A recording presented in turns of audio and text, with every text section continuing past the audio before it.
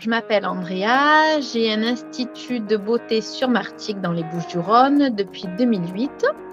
Alors, donc moi c'est Marie Sapona, donc mon institut atelier beauté au naturel Saint-Victor est dans les Bouches-du-Rhône. Donc je suis Peggy Ricard, j'ai un institut de beauté à mon domicile.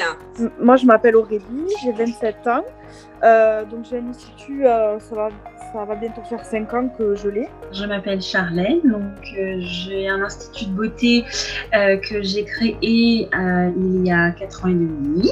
Moi c'est Cindy, j'ai 34 ans, j'ai un institut dans le Haut-Jura depuis 10 ans maintenant. Je fais les soins traditionnels et ça fait à peu près 2 ans que je me forme pour devenir une experte minceur. Du coup, j'avais commencé par l'Académie esthéticienne performante et ensuite j'ai fait performante minceur. J'ai suivi la formation avec Florence, mais également avec l'expertise minceur de l'esthéticienne performante. J'ai toujours rêvé d'avoir, on va dire, un centre d'investissement. Et je me disais, c'est pas possible, t'habites en Ariège, les gens ils n'ont pas d'argent. Ce qu'on apprend à l'école et ce qu'on nous apprend en formation on va dire de base, qu'on achète une machine, pour moi c'était pas du tout suffisant. Moi je voulais gagner en expertise et évidemment développer le chiffre d'affaires. Ça nous met dans une position déjà d'experte. Donc déjà la cliente elle se sent beaucoup plus rassurée. Je leur dis, là il faut que vous fassiez ça, elles le font quand même. Voilà, parce qu'elles me font confiance en fait. Quand on sait faire un bilan, on est beaucoup plus sereine et on sait ce qu'on va proposer à la cliente. Je sais vraiment à peu près au bout de combien de séances elle va commencer à réagir, parce que j'ai posé les bonnes questions dans le bilan. Ce que j'ai apprécié, c'est surtout le fait de prendre connaissance de tout le côté biologie déjà, comprendre le fonctionnement au niveau de la minceur, les types de cellulite, de faire des offres commerciales adaptées, donc d'avoir plusieurs types d'offres commerciales. Donc ça, c'est vrai que c'était un gros atout pour accrocher la clientèle. Et puis tu te sens légitime parce que avant ça, tu as un peu le syndrome de l'imposteur. Tu te dis, je vais vendre quelque chose que je suis pas sûre de moi. C'est quand même un budget pour les clientes, donc tu un peu mitigé quand même. J'ai beaucoup de confiance en moi, je sais vraiment ce que je dis, je sais pourquoi je le dis. Finalement, les objectifs, pour moi, d'avoir fait les 2 formations, ils sont déjà atteints. Donc, j'ai déjà... j'arrive à cibler mes clientes, j'arrive à les amener où elles ont envie d'aller.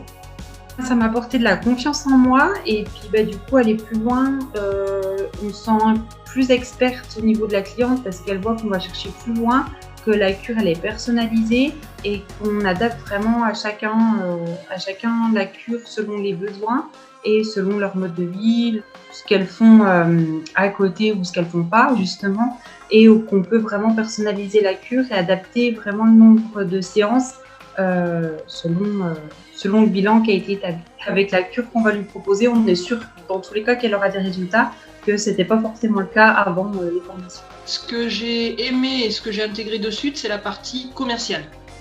C'est-à-dire comment présenter les cures, comment les vendre.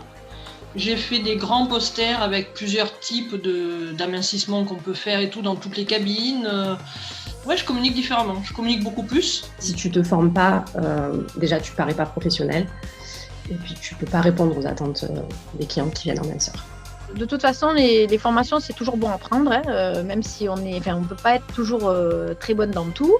Et puis, on sait qu'une esthéticienne, elle a besoin de se former régulièrement pour connaître les dernières technologies. On apprendra toujours plein de choses. Les 2 apportent quelque chose et je pense que c'est bien de les faire les 2. Enfin, moi, d'avoir fait les 2, je le regrette pas.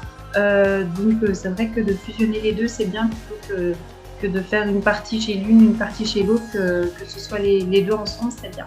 Pour moi, je vous en conseille 2. Je vous conseille l'académie pour la partie commerciale et la partie pratique par Florence, quoi.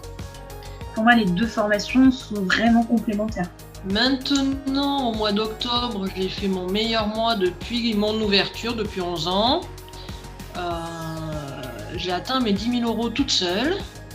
Au début, j'avais peur de vendre des cures à 600 € et après, je vendais des cures à 1200, 1500, facile en fait. Donc, avant, je faisais presque 60 heures par semaine.